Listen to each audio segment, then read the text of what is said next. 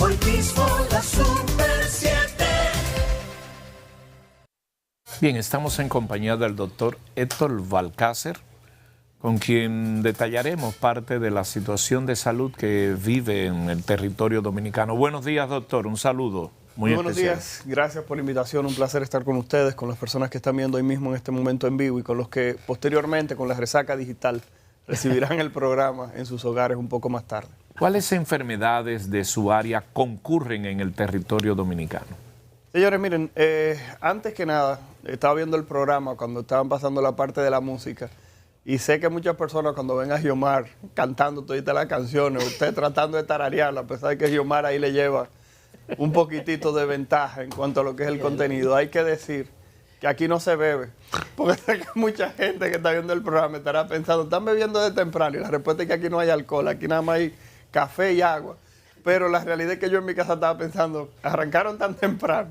Y como uno viene con regularidad, se da cuenta que no hay nada de alcohol. Es para buena terapia ese programa para la sociedad y para la gente. Y temprano en la mañana, sobre todo lo variado que es, creo que las personas se despiertan. Quizás hace falta que comencemos con Jean Manuel, como hoy puede ser un gran día para aquella gente que comienza en el programa tan temprano. Pero nada, regresando a la parte seria, creo que algo interesante que hay que mencionar en lo que tiene que ver con la parte de infectología es que nos encontramos en este momento con un incremento de los casos de las enfermedades gastrointestinales.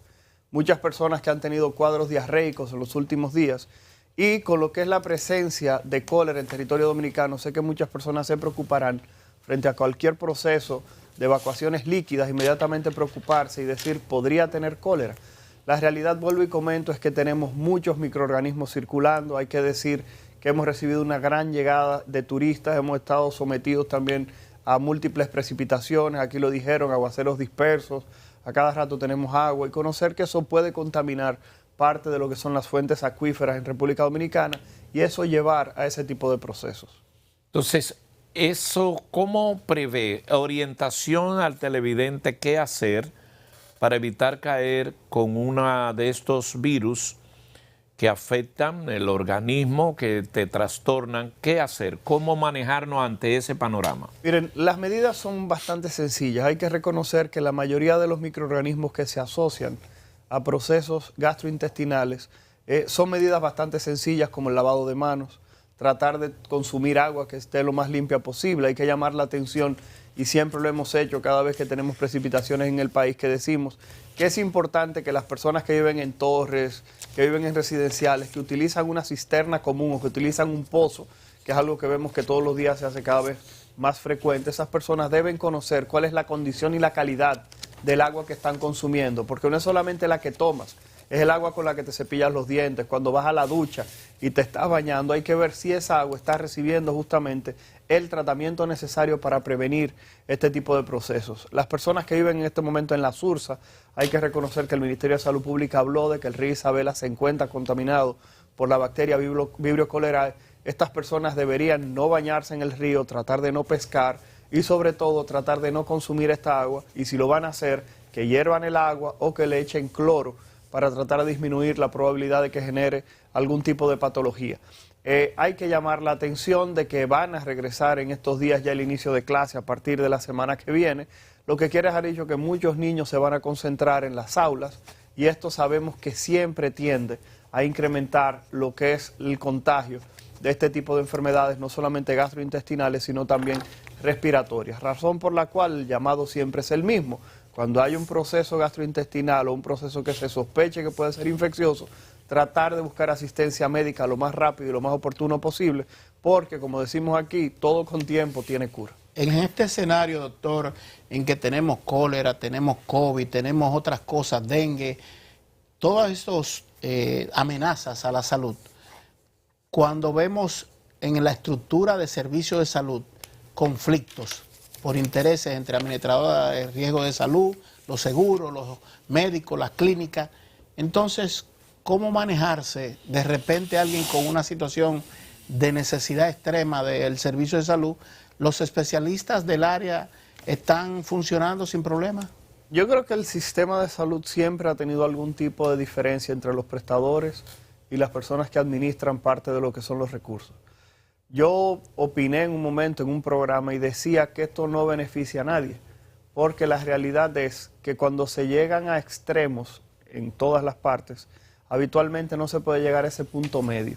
La realidad es que la parte buena es que las conversaciones no se han frenado, que vemos sectores que tratan de que todo el mundo se siente en la mesa del diálogo, y yo entiendo que en algún momento esto va a solucionarse para beneficio de todo el mundo, porque como decíamos anteriormente, cuando se llega a los extremos, habitualmente se lesiona a todo el mundo. Yo lo comparé el otro día con una bomba nuclear, que es que una guerra nuclear no va a tener ningún tipo de vencedor, porque todos vamos a salir lesionados. Creo que este tipo de discusión en este ambiente es más o menos una guerra nuclear en el cual no gana nadie y se lesiona a todo el mundo. Los organismos internacionales que dan seguimiento a estos tipos de procesos de enfermedades conjuntas, múltiples, ¿cómo ven a República Dominicana en cuanto al manejo de esa situación?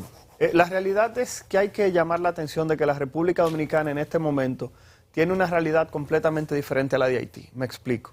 En Haití en este momento se habla que los casos de cólera pudieran estar superando los 10.000. Se habla de 12.000, 15.000 casos de cólera, con una cantidad de fallecidos de aproximadamente superior a 200 casos.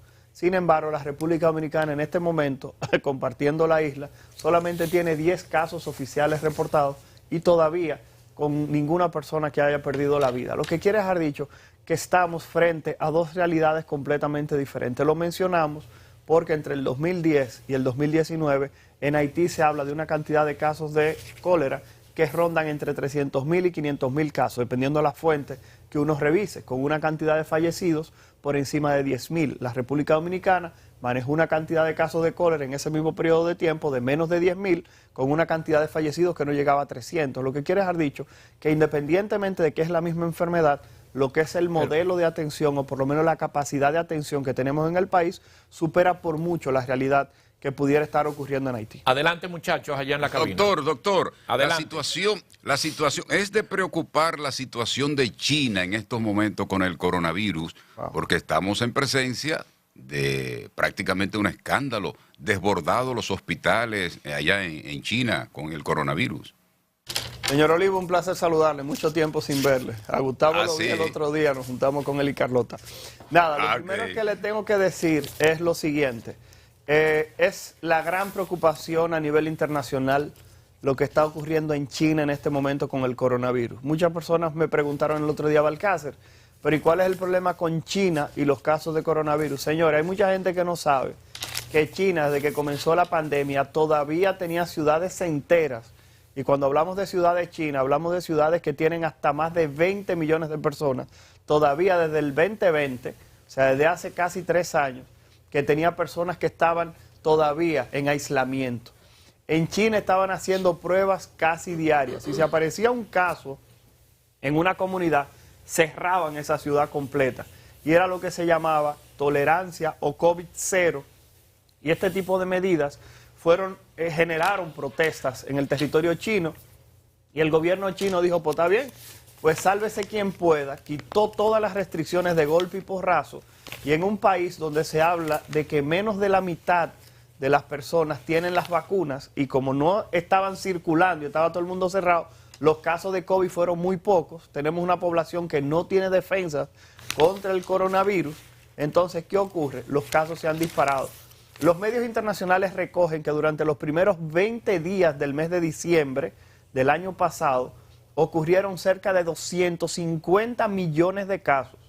Y se estima que para este momento posiblemente tendríamos alrededor de 600 millones de casos de personas infectadas por coronavirus. ¿Qué significa eso? Que si tú tienes un territorio con una gran cantidad de personas que se infectan, eso significa que el virus se está multiplicando.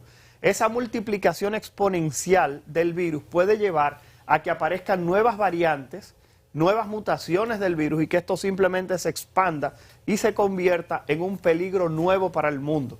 Hay que llamar la atención de que hoy en día en los Estados Unidos hay una variante que se conoce como XBB 1.5. O sea, ya no es la XBB que está circulando en República Dominicana, sino que hay otra variante que es todavía mucho más contagiosa que las que estamos viviendo en este momento en República Dominicana y que se sabe que puede afectar a las personas vacunadas y a las personas que han padecido la infección. Se sabe hoy en día que quizás no es más agresiva, pero sí es más contagiosa. Lo que quiere dejar dicho que lo que vivimos en estos últimos meses del año de incremento de casos se podría volver a replicar en los próximos meses, y por eso el llamado siempre es el mismo de que las personas se vacunen, porque sabemos que las vacunas pueden disminuir hospitalización y formas graves de la enfermedad. Los que tenemos 4 dosis de vacuna contra COVID, hace 6 meses ya que me la puse, ¿qué tiene que hacer? ¿Qué va a pasar? Miren, hay que reconocer que el esquema completo de vacunación para una persona sana que tiene menos de 60 años se consideran 3 dosis de la vacuna. Para las personas que tienen más de 60 años o alguna enfermedad debilitante, la utilización de esa 4ª dosis, que ya se considera refuerzo, al igual que la 5ª y hasta la 6ª dosis, se consideran refuerzos. Hay que decir que si usted tiene 4 dosis y usted desea aplicarse una dosis adicional porque tiene más de 6 meses que le dio la infección, más de 6 meses de la última vacuna, en los Estados Unidos es una recomendación. Quizás yo le diría, trate de comunicarse con Vacuna TRD, con el Ministerio de Salud Pública, para ver si ellos pudieran aplicarse la nueva vacuna que está en el país, que es la vacuna bivalente, que es una vacuna que cubre el coronavirus original y cubre la variante Omicron, y quizás esa vacuna sería lo ideal para usted. La realidad es que hay muy poca de esta vacuna en este momento en el país. El Ministerio la trajo justamente para los más vulnerables. ¿Por qué? Porque mucha gente no sabe que en China, y el señor Olivo cuando preguntó ahorita y obvié esa parte, en este momento se habla que la cantidad de personas en China que está perdiendo la vida por día va entre 5.000 y 9.000 personas que se están muriendo todos los días en territorio chino con este proceso que comenzó a principios de diciembre. Pero mire, Doctor, por aquí. Sí. Oliver Peña le saluda, qué bueno es tenerle en hoy mismo la Super 7. Tenemos la influenza y nosotros los dominicanos somos dados al remedio casero. Eso es un cuchillo. ¿Cuál sería el resultado, la gravedad que eso pudiese presentar para una persona de tomar la decisión de medicarse? Mire, un placer saludarle. Lo primero y más importante es que el problema de la medicina tradicional o los remedios caseros en la República Dominicana es que este tipo de medicación lleva a un retraso en la búsqueda de atención médica. Y sabemos que mientras más tarde se inicia el tratamiento contra los agentes virales, la probabilidad de que aparezcan complicaciones siempre se incrementa. Y en este momento sabemos que, por ejemplo, la influenza, como usted bien menciona, es una patología que tiene antivirales que se pueden utilizar, pero al igual que todas las enfermedades virales, cuando se retrasa el inicio de tratamiento, esto justamente puede llevar a la aparición de complicaciones. Por tal motivo, vuelvo y repito, lo más importante es saber que cuando usted comienza a tomar cebollín con gomenol, cuando usted comienza a tomar café... No de receta. Eso es un cuchillo. cuchillo. Pues la gente toma café con aceite de higuereta, come gato, culebra, un regalo de cosas. Así, la Aceite gente de aquí culebra. Con aceite de culebra. Entonces hay que llamar la atención de que eso lo que hace es que retrasa la búsqueda de atención médica y esto puede llevar a complicaciones. Por eso, hoy en día que tenemos este combinado de procesos respiratorios, es importante que las personas busquen asistencia médica para tratar de reducir la probabilidad de aparición de complicaciones. Eso no lo podemos olvidar, ya que es uno de los grandes peligros con eso de la medicina tradicional dominicana. Otra cosa, lo que le funcionó a la persona posiblemente no es lo mejor para usted. Hay medicamentos que los médicos indicamos cuando sabemos que su hígado y su riñón están bien. Y si usted no sabe cómo está su hígado y su riñón, usted no puede comenzar un medicamento porque su vecina le diga, usted, esto era lo que yo tenía y me recetaron esto. No lo haga porque sabemos que aquí en República Dominicana somos muy dados a hacer ese tipo de prácticas y eso pudiera colocarnos en riesgo. La República Dominicana ha manejado, parece bien, todo este proceso del COVID.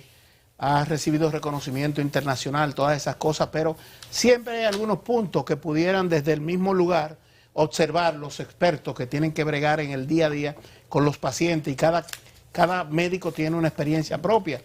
¿Qué usted pudiera recomendarle a las autoridades de algunos detallitos que se le pudieran estar yendo dentro de la macro política de salud? Bueno, nuestro ministro de Salud hizo el llamado a que las personas se pusieran 5ª y 6ª dosis. Y eso generó un poquitito de alerta o de preocupación en varios comunicadores, sobre todo jóvenes, que a boca llena dijeron que se la pusiera el ministro. Lo dijeron de una manera bastante irrespetuosa, pero la realidad es que quizás deberíamos centrar esa política del llamado de vacunación a población general para que se aplique la tercera. Porque, repito, un esquema de vacunación, y lo he dicho 100 veces, es idóneo 3 dosis de la vacuna, que es lo que más protege contra formas graves y hospitalización. Pero lo otro es que ese esfuerzo de vacunación debe ir dirigido a los más vulnerables, a los más susceptibles, a aquellos que si se infectan con coronavirus son aquellas personas que van a tener mayor complicación. En este momento, el coronavirus se estima que está siendo menos agresivo en cuanto a generar muerte, pero eso aplica para las personas que tienen menos de 60 años, menos de 70 años. Estamos observando cómo personas de más de esa edad en todas partes del mundo, cuando se infectan, pueden tener un comportamiento mucho más agresivo. Por eso el llamado a las autoridades en que quizás tratemos de hacer un poco más de conciencia a la población de que los más vulnerables son los que necesitan nuestra mayor atención. Si usted tiene 30 años, una persona joven, no sufre de nada, hace ejercicio, no fuma, usted quizás no sea el candidato idóneo para esa cuarta dosis. Pero si usted tiene algún tipo de debilidad, quizás proyectar esa vacuna para estas personas sea en este momento lo ideal, porque como estamos observando la situación a nivel internacional, que desaparezca el coronavirus no es lo que tenemos en el horizonte, al contrario, el coronavirus continúa cambiando, las variantes continúan apareciendo y los contagios. Quiere decir que el coronavirus ni se ha ido ni se irá por ahora. Por ahora no, porque observamos que cada tiempo aparece un reporte de alguna variante mucho más contagiosa que la anterior. Reconocer que pero ponerle a este pueblo nuevamente la posibilidad, el requerimiento de la mascarilla y de enclaustrarse va a ser difícil. China, fíjense cómo simplemente... Entonces, ¿qué nos queda? Lo que usted ha dicho, lo que han dicho de una siguiente vacuna, la bivalente. Lo que pasa es que eso entiendo que es lo que en el futuro aplicará. Y ¿Futuro así, qué se llama futuro? Estamos hablando de futuro de que posiblemente, y era lo que yo decía, a fin de año, junto con la vacuna de la influenza, yo entiendo que vendrán juntas. La vacuna contra el virus de la influenza. Pero a fin de año faltan 10, 11 meses. Lo que pasa es que en este momento, fíjese cómo puede existir un incremento de la hospitalización asociada a coronavirus en otras partes del mundo, pero era lo que le decía. La hospitalización se ha disparado, sobre todo en personas que están en la 7ª década de la vida. En República Dominicana no tenemos esa gran cantidad de personas que tengan más de 70 años. Bueno, Luisín. Bueno. Pero entre las cosas que hay que reconocer es que en otras partes del mundo lo que se está viendo es que las personas, repito, de edad avanzada son las que han incrementado la hospitalización. Entonces, tenemos cólera, tenemos COVID, tenemos virus que generan el tema de los alimentos. Dengue. Y eso. Cólera, dengue, COVID. ¿Hay que preocuparse en extremo o mantener las indicaciones de lavado de manos, ese tipo de cosas? Claro que sí, las medidas generales siempre van a estar presentes ahí, pero algo que yo quería cambiar un poquitito, de manera totalmente opuesta a lo que estamos hablando aquí, es que hace unos días salió un reporte diciendo que independientemente de que las enfermedades respiratorias, las enfermedades infecciosas copan muchos titulares de periódicos, todavía en la República Dominicana las principales causas de muerte son 2. Los accidentes automovilísticos, y número 2, las enfermedades crónicas no transmisibles, los accidentes vasculocerebrales, los infartos, los problemas que tienen que ver con problemas cardiovasculares en sentido general, son de las principales causas. ¿Qué usted quiere decir con de eso, doctor? Lo que estamos diciendo con esto es que hay que prestar atención a los problemas. A esas dos cosas y no bregar tanto con el COVID y lo otro. No se puede. Explíquemelo, póngamelo en español. Vamos a ponerlo en español, como dice la gente, como si tú tuvieras 5 años. La realidad es que no podemos olvidar estas enfermedades, pero también hay que llamar la atención de que lo que más causas de muerte generan en el mundo y en República Dominicana son esas enfermedades que muchas veces pasamos por alto y que tienen que ver con el estilo de vida. Y cuando hablamos del estilo de vida estamos hablando de alimentación, estamos hablando de la realización del ejercicio y del cuidado preventivo. Reconocer que con el coronavirus muchas personas dejaron de ir al médico, como se sintieron bien y quizá le dio coronavirus y no presentaron un gran cuadro. Muchas de esas personas se sienten en este momento que quizás son intocables por las enfermedades y quizás no han regresado a su chequeo habitual de la presión arterial, de los niveles de azúcar, de cómo está su colesterol. Y este tipo de procesos va dañando lo que son los vasos sanguíneos y usted pudiera sufrir un infarto, quizás desde que termine este programa, Dios no lo permita, no hay nada de madera aquí para tocarlo, pero la realidad es que no podemos olvidar que estas enfermedades no se pueden dejar de lado y que está comenzando el año. Y así como usted se está generando nuevas metas, yo creo que una de sus metas hoy en día debería ser que las personas se den un chequeo médico preventivo. Repito, hoy en día entiendo que si usted está viendo hoy mismo, uno de los regalos que usted se puede dar de inicio de año es hacerse un chequeo médico completo para saber cómo está su corazón, Doctor. cómo está su próstata, si se tiene que hacer una colonoscopía, una endoscopía, 30 una segundos, mamografía. Oliver. Doctor, me gustaría preguntarle a usted si entiende que el Estado Dominicano está haciendo una real promoción para llevar concienciación a la población con relación a lo que usted está hablando, o le falta al gobierno esa promoción, esa publicidad para toda la población dominicana. El problema es que toda la culpa o toda la responsabilidad siempre se le deja a la parte gubernamental. Reconocer que hay un 5% del presupuesto que está dentro de las ARS que debe ir definido o enfocado en prevención. Creo que eso también se debe exigir por parte de los ciudadanos. Muchas gracias, doctor. un Héctor placer. Balcácer. Aquí concluye esta parte de su programa. Hoy mismo la Super 7 en Color Visión. Seguimos en la Super 7. Gracias por su atención. Disfruten el fin de semana. El lunes, día feriado, vamos a estar aquí en vivo. Nos vemos.